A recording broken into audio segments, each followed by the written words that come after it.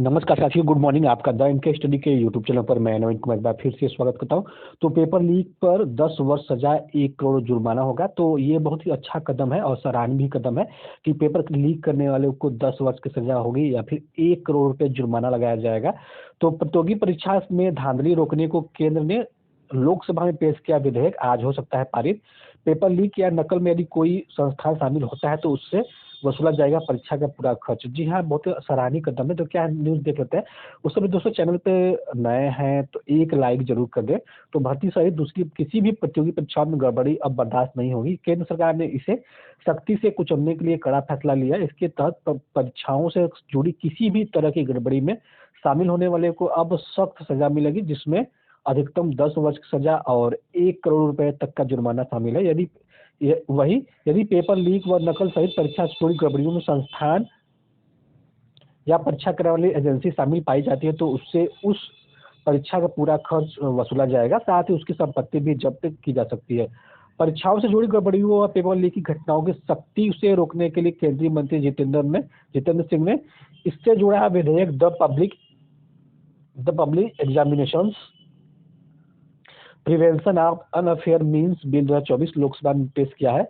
विधेयक जो है कि आज यानी मंगलवार को पारित कराया जा सकता है। नए कानून के दायरे में सभी सार्वजनिक प्रतियोगी परीक्षाओं को शामिल किया गया है। इसमें यूपीएससी, एसएससी, रेलवे, बैंकिंग, भर्ती बोर्ड, समृद्ध, जेई, नीट, सीयूईटी, नेट जैसी सभी परीक्षाएं और एनटीए द्वारा आयोजित सभी कंप्यूटर आधारित परीक्षाएं शामिल होंगी। वही इसके प्राविधानों को राज्य में भी अपना सकेंगे।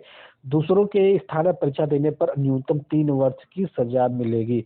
तो जी हाँ, ये केंद्र सरकार की तरफ से एक सराहनीय कदम कहा जा सकता है, क्योंकि ऐसे अनेक मामले आए दिन देखने को मिलते हैं। तो अब इस पे कहीं ना कहीं लगाम जो है कि निश्चित रूप से लगेगी। तो पेपर लीक पर 10 वर्ष की सजा हुआ 1 करोड़ पर जुर्माना हो सकता है। जो भी दूसरे के स्थान पर बैठते हैं पेपर देने के लिए, उनको जो है कि अब 3 साल की सजा हो सकेगी। इसके बाद सरकार का अल्टीमेटम आया है कि प्रदर्शन में जो शिक्षक शामिल होंगे उन पर मुकदमा होगा। तो ये मुकदमा जो है कि बिहार राज्य सरकार की तरफ से किया जाएगा और इसके बारे में जो साक्षरता परीक्षा का विरोध कर रहे हैं उसके लिए है। तो साक्षरता परीक्षा का विरोध शिक्षकों का 13 को विधानसभा घेराव। तो इस 13 तारीख को अगर कोई शिक्षक विधानसभा घेराव करता है तो उसका मतलब यही माना जाएगा कि वो स्कूल में पढ़ाने नहीं गया है। तो इसी आधार पे जो है कि सभी डीएम को पत्र लिखा गया है। तो क्या है, न्यूज देख लेते हैं। तो सरकार का अल्टीमेटम, प्रदर्शन में जो शिक्षक शामिल होंगे उन पर मुकदमा होगा। शिक्षा विभाग ने साक्षरता परीक्षा का विरोध करने वाले शिक्षकों की कड़ी चेतावनी दी है। 3.5 लाख नियोजित शिक्षकों को राज्यकर्मी बनाने वाली इस परीक्षा का शिक्षक विरोध कर रहे हैं। शिक्षा विभाग के अपर मुख्य सचिव के पाठक के निर्देश पर माध्यमिक शिक्षक निदेशक रहे श्रीवास्तव ने राज्य के सभी जिलाधिकारियों को पत्र लिखा है। धरना प्रदर्शन करने वाले शिक्षकों पर कड़ी कार्रवाई करने का निर्देश दिया है। ऐसे शिक्षकों पर एफआईआर भी दर्ज होगी। नौकरी तक जाने की चेतावनी दी गई है। विभागीय पत्र में कहा गया है कि विभिन्न माध्यमों से जानकारी मिली है कि नियोजित शिक्षक साक्षरता परीक्षा का बहिष्कार करेंगे और इसी क्रम में उन्होंने 13 फरवरी को विधानसभा के सामने प्रदर्शन करने को कहा है।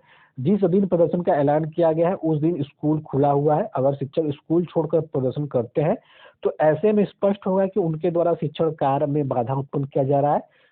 जिलाधिकारी धरना प्रदर्शन करने वाले शिक्षकों की पहचान कर उन पर कड़ी कार्रवाई करेंगे। तो कड़ी कार्रवाई के पीछे शिक्षा विभाग का तर्क क्या है? पहला जो तर्क उन्होंने दिया है कि 13 फरवरी को स्कूल खुला है, प्रदर्शन में शामिल होने वाले शिक्षकों के कृत्य को शिक्षण कार्य में बाधा माना जाएगा। दूसरा तर्क है कि शिक्षा विभाग ने डीएम से कहा कि धरना प्रदर्शन करने वाले शिक्षकों की पहचान कर उन पर आवश्यक कार्रवाई करे। प्रदर्शनकारी शिक्षकों पर यह कार्रवाई होगी। तो धरना प्रदर्शन करने वाले शिक्षकों को अनलॉफुल असेंबली, गैर कानूनी जुटान मानते हुए आईपीसी की धारा 141 के तहत कार्रवाई होगी। शिक्षकों पर आईपीसी की धारा 186, 187 व अन्य जरूरी धाराओं के तहत केस होगी। ऐसे शिक्षकों पर अनुशासनिक कार्रवाई भी होगी। शैक्षणिक संगठनों का फैसला, फॉर्म नहीं भरेंगे। तो शिक्षक संगठन का फैसला है कि शिक्षक फॉर्म नहीं भरेंगे, परीक्षा का बहिष्कार करेंगे। परीक्षा पास नहीं करने पर उन्हें सेवा मुक्त करने की सिफारिश हाई पावर कमेटी कर चुकी है। यह परीक्षा बिहार विद्यालय परीक्षा समिति ऑनलाइन कंप्यूटर मतलब सीबीडी मोड पर आधार पर लेगा। परीक्षा जो है 26 फरवरी से 13 मार्च के बीच है। फॉर्म भरने की आखिरी तारीख 15 फरवरी है। तो साक्षरता परीक्षा का विरोध किया जा रहा है और इस विरोध के पीछे सभी के अपने अपने तर्क है। जो हमारा तीसरा न्यूज है बीएड से संबंधित है। तो एनसीटीई ने 4 वर्षीय एकीकृत बीएड कार्यक्रम के रेगुलेशन में किया संशोधन। सत्र 2025-2026 से पुराना 4 वर्षीय एकीकृत बीएड कार्यक्रम होगा बंद, संस्थानों में नया कार्यक्रम ही चलेगा। तो नए 4 वर्षीय बीएड कार्यक्रम आईटीईपी में क्या होगा बदलाव, उसको समझ लेते हैं।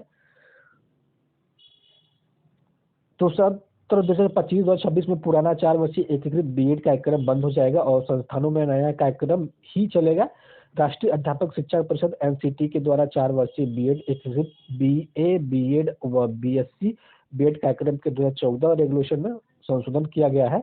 नया संशोधित 2024 रेगुलेशन तैयार कर लिया गया है। उक्त कार्यक्रम को सत्र 2025-2026 से देश के सभी 4 वर्षीय बीएड कोर्स संचालित करने वाले कॉलेजों संस्थानों में लागू कर दिया जाएगा। एनसीटीई ने अपनी वेबसाइट पर भी इसकी अधिसूचना जारी कर दी है। जो संस्थान पहले से 4 वर्षीय एकीकृत बीएससी बीएड और बीए बीएड संचालित कर रहे हैं उनकी मान्यता अभी जारी रहेगी। फिलहाल 2025 से पहले तक उन्हें इस शर्त के अधीन छात्रों का नामांकन लेने की अनुमति दी जाएगी कि वे शैक्षणिक वर्ष 2025-2026 की शुरुआत से ही संशोधित रेगुलेशन के अनुसार नए एकीकृत बीएड कार्यक्रम में परिवर्तन हो जाएंगे। तो बीएड से संबंधित है ये न्यूज। और बीएड में जो है कि एकीकृत बीएड की बात की जा रही है कि जो 2025-26 जो है कि जो बीए बीएड है या बीएससी बीएड है उसी को जो है कि मान्यता दी जाएगी। और ये 4 वर्षीय होगा क्योंकि बीए का 3 साल और बीएड का 1 साल होगा, यानी सभी एक ही साथ होगा। बीए बीएड इसी के लिए कहा जा रहा है और बीएससी बीएड इसलिए कहा जा रहा है उसको। तो अब अभ्यर्थियों के मन में बड़ा सवाल उठता है कि क्या 2 वर्षीय बीएड बंद हो जाएगा या फिर उन्होंने पीजी किया है तो क्या 1 वर्ष का बीएड होगा। तो समझ लेते हैं क्या है मामला। तो एक्सपर्ट से समझे आगे किस प्रकार के बीएड कोर्स संचालित होंगे। दोस्तों, स्कूलों में शिक्षक बनने के लिए अब कौन सा बीएड कार्यक्रम आगे मान्य होगा। तो उसका उत्तर है कि स्कूलों में शिक्षक बनने के लिए 2030 में सिर्फ नया अपडेटेड 4 वर्षीय एकीकृत बीएड कार्यक्रम जैसे बीए बीएड व बीएससी बीएड या बीकॉम बीएड ही मान्य होगा। पूर्व से चल रहे 4 वर्षीय बीएड कार्यक्रम 2025-2026 से पूरे देश में मान्य नहीं होंगे। यानी जो पूर्व में चल रहे हैं 4 वर्षीय बीएड कार्यक्रम 2025-2026 से पूरे देश में मान्य नहीं होंगे। तो नए 4 वर्षीय बीएड कार्यक्रम में क्या बदलाव किए गए हैं। तो नए 4 वर्षीय बीएड कार्यक्रम में नई राष्ट्रीय शिक्षा नीति के नए स्कूली कैरिकुलम के अनुसार शिक्षकों को प्रशिक्षण देने के लिए तैयार किया गया है।